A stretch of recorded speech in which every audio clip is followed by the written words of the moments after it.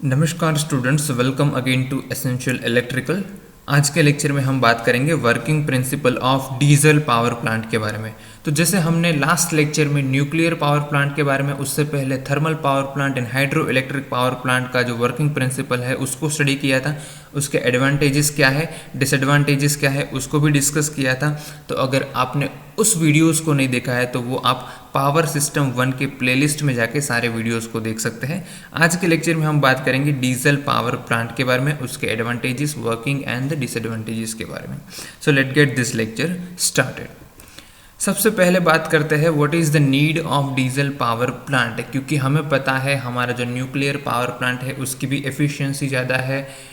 Nuclear power plant से अगर हम बात करें थर्मल पावर प्लांट के बारे में, तो उसमें हमारा जो 75% ऑफ जो पावर सेक्टर है उसमें इंडिया की अगर हम बात करें तो 75% जो एनर्जी है वो प्रोड्यूस करता है with the help of thermal power station. तो what is the need of diesel power plant? So we can use diesel power plant as stand by power plant कि लेट से हमारा जो hospital है, schools है और ज़्यादातर जो mandatory है वहाँ पर कंटिन्यूसली पावर सप्लाई की ज़रूरत रहती है। तो उस इलाके में जहाँ पर कंटिन्यूसली पावर सप्लाई की ज़रूरत रहती है वहाँ पर डीजल पावर प्लांट का हम यूज़ कर सकते हैं।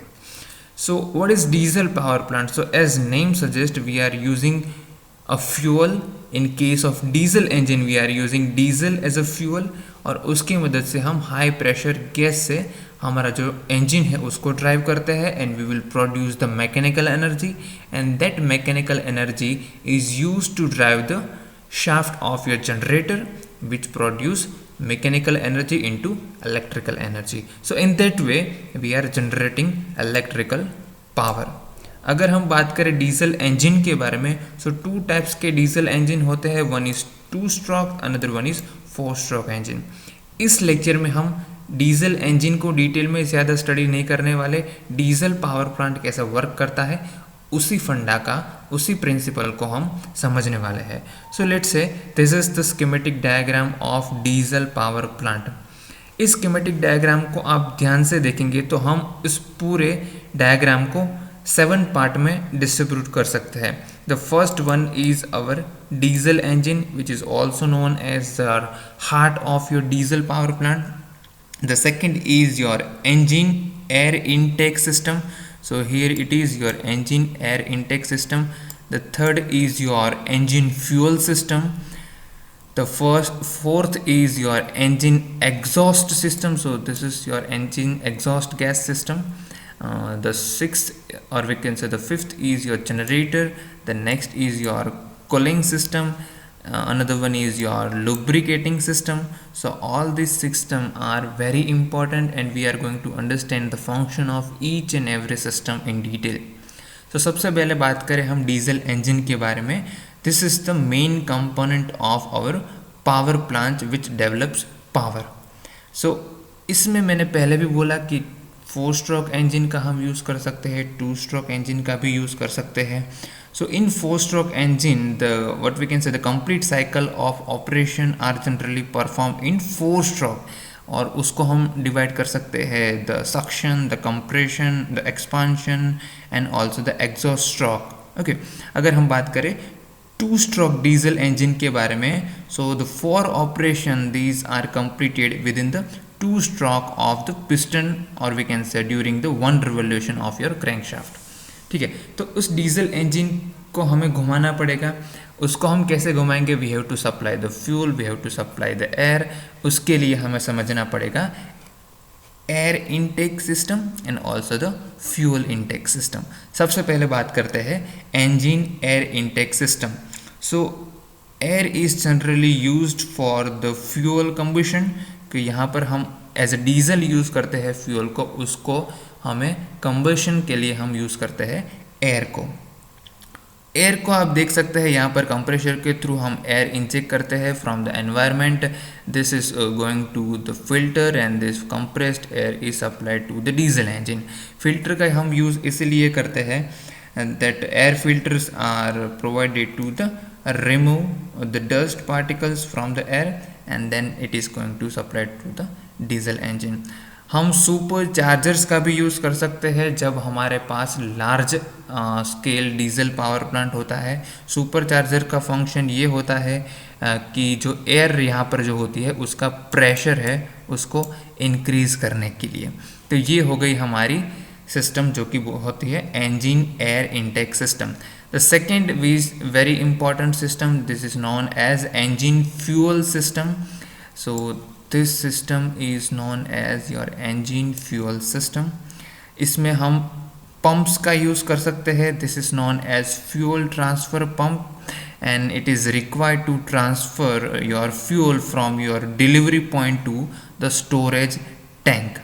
स्टोरेज टैंक जहाँ पर हमारा फ्यूल है उसको हम स्टोर करते हैं और डे टू डे बेसिस पर उसको हम यहाँ पर एक और टैंक रहती है जहाँ per day to day basis पर हम फ्यूल है उसको ट्रांसफ़र करते हैं with the help of fuel transfer pump. एक और चीज़ यहाँ पर रहती है जो कि है strainer, and this is generally provided to remove the impurities which is there in case of your diesel or any kind of fuel is there।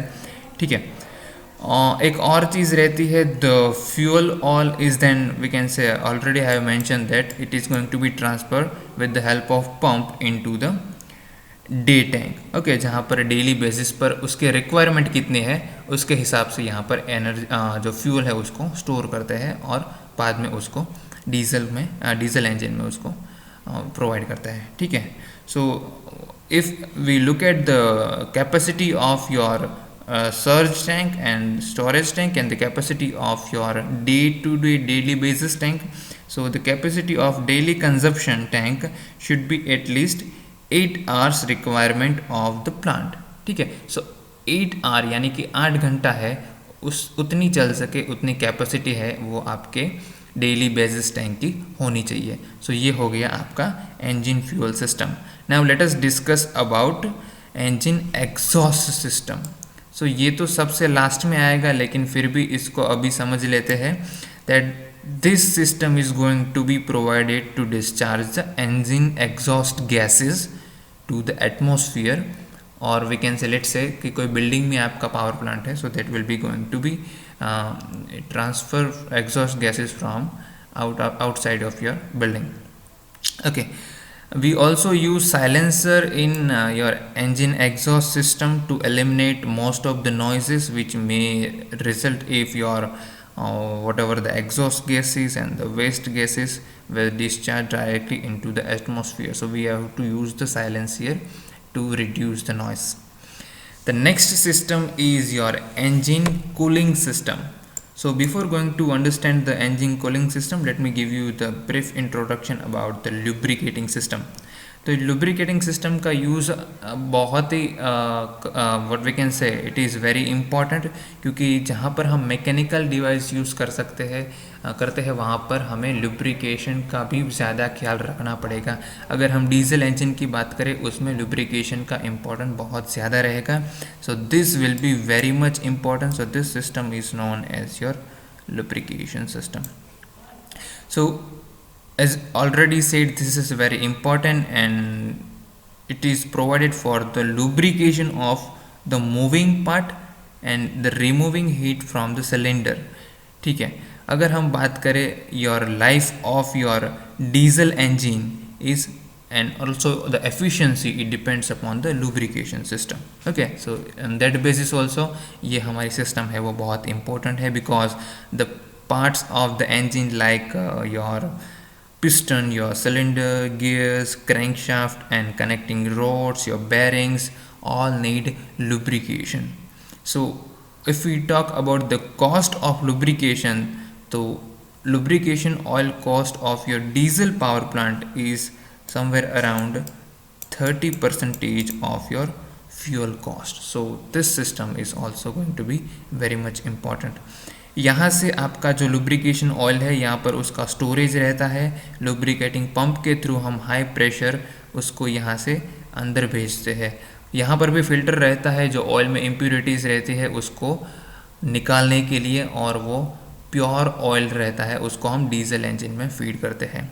अब यहाँ पर एक और चीज़ आपको ध्यान में रखनी पड़ेगी, वो यहाँ पर हम ऑयल कूलर रखते हैं, उसका एप्लीकेशन क्या है, क्योंकि जब भी हम यहाँ पर कॉइल इंसर्ट करते हैं that will be a cool oil, but जब वो लुब्रिकेशन के बाद बाहर हम उसको खींचते हैं that will be hot oil, उसको हम डायरेक्टली यूज़ नहीं कर सकते। So we have to use a cooling system to cool down this hot oil, और उसको हम बाद में रिटर्न कर सकते हैं to the lubricating tank.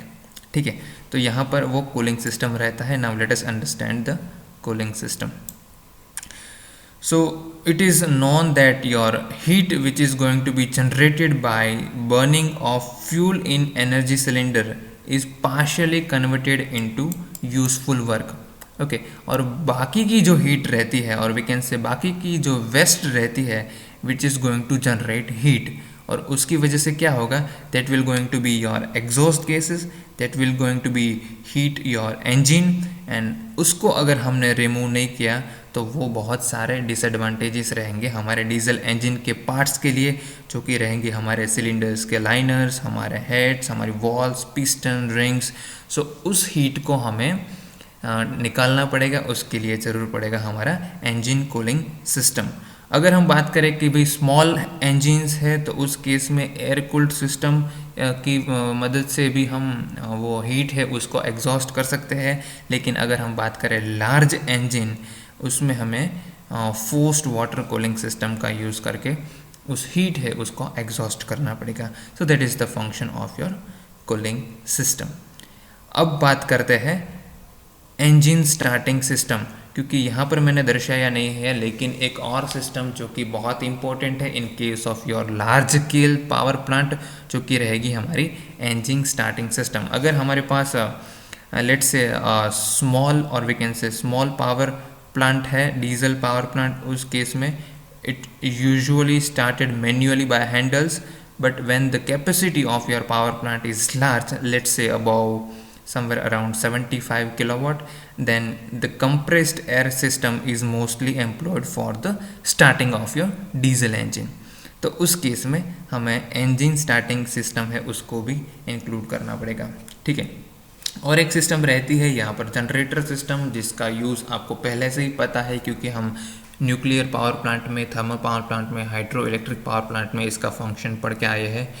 That your engine is going to work as a prime mover, and the shaft of prime mover is connected with the generator. So the function of generator is to convert mechanical energy into electrical energy. So whatever the energy is generated will going to be fed to the equipment that are connected with your generator.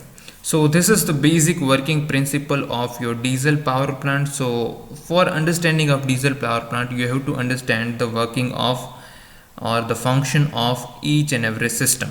Okay, let me remind you, there are few systems. The first one is diesel engine, the second is engine air intake system, the third is engine fuel system, the fourth is engine exhaust system, the fifth is engine cooling system, the sixth is engine lubricating oil system, and the another one is a engine starting system and the generator. So ये जितनी system है उसका function आपको आना चाहिए। अगर कोई भी सिस्टम में डाउट हो तो आप कमेंट सेक्शन में कमेंट कर सकते हैं, या फिर मुझे डायरेक्टली कांटेक्ट भी कर सकते हैं। Now let us discuss the advantages and disadvantages of diesel power plant. So obviously the construction will be the simple, the space requirement will be less with comparison to your nuclear power plant and the thermal power plant. अगर हम बात करें capital cost के बारे में, so obviously capital cost बहुत कम रहेगी diesel power plant के केस में। एफिशिएंसी है वो थर्मल पावर प्लांट से ज़्यादा रहेगी, लेकिन अगर बात करें हाइड्रो पावर प्लांट से तो थोड़ी कम रहेगी। डिसएडवांटेजेस की बात करें, so whatever the noise produced in operation is troublesome to the near residential population, because हमारा जो डीजल जनरेटिंग पावर प्लांट है, लेट से हाँ हॉस्पिटल में हमें कंटिन्यूसली पावर सप्लाई चाहिए और हम यहाँ पर डीजल पावर प्लांट है वो लगाते हैं, तो उस केस में जो noise what we can say produce होता है उसको हमें रिड्यूस करना पड़ेगा। That will be going to be travel our patients to the doctors और the whatever the hospital will be there. Let's say हमने स्कूल में डीजल पावर प्लांट है वो डीजी सेल है वो लगाया है, तो उस केस में भी वो नॉइस है वो अफेक्ट करेगा। सो that will be the one of the disadvantages. Another one is the operational cost is very high, because हम जो फ्यूल यूज़ करते हैं जो कि है diesel, in case of your diesel power plant, तो उस केस में ऑपरेशनल कॉस्ट ज़्यादा रहेगी क्योंकि फ्यूल रिक्वायरमेंट भी ज़्यादा है। बात करें ल्यूब्रिकेशन कॉस्ट, तो lubrication cost will be also higher. So ये सारे डिसएडवांटेजेस रहेंगे। So this is all about today's lecture, जिसमें हमने डीजल पावर प्लांट का वर्किंग पढ़ा, उसका जो स्कीमेटिक डायग्राम है उसमें जो डिफरेंट सिस्टम है उसके बारे में पढ़ा, उसके एडवांटेजेस और डिसएडवांटेजेस पढ़े, और डीजल पावर प्लांट हम किस जगह पर यूज़ करते हैं उसके बारे में पढ़ा। नेक्स्ट लेक्चर में मिलेंगे तो गैस पावर प्लांट के बारे में डिस्कस करेंगे। This is all about today's lecture. Thank you so much. See you guys in next lecture.